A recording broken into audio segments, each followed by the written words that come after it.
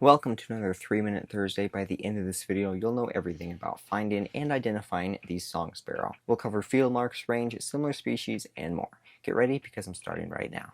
The song sparrow is a medium-sized sparrow with a rounded head and a very long tail for a sparrow.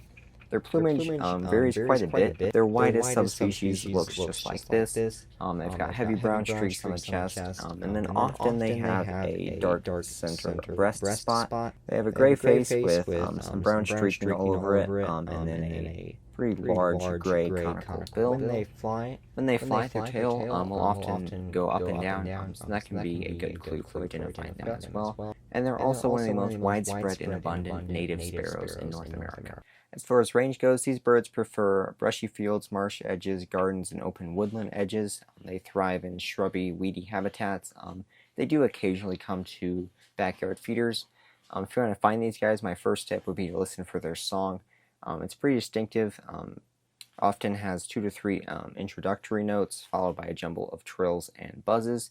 And then tip number 2 would be to look for them singing from exposed perches like shrubs, finches, or tall weeds. If we look at their range map here, if you've never read a range map before, purple means they are found there year-round, orange means they're only found there in the summer or breeding season, and then the blue means they are found there only in the winter or non-breeding season. So as you can see, a very widespread bird that stays put for most of the year.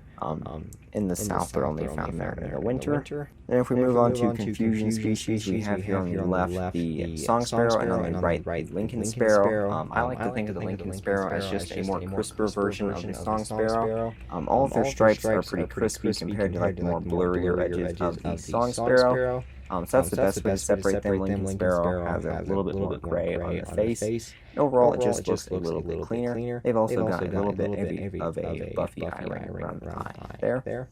Next one is the Savannah sparrow. The Savannah sparrow does not have that central dark spot like the song sparrow does, and also just doesn't have as much brown on its face. The lures here sometimes have a lot of yellow, depends on the subspecies. And then Savannah sparrow also has a little bit of an eye ring as well. Next one is the fox sparrow. Fox sparrows are a little bit larger than song sparrows, and then they also have a lot more of this rufous color on them. Some gray on the back as well. Still have a lot of streaking on the belly. And then they're a little bit larger, and then their bill also has a little bit more color in it.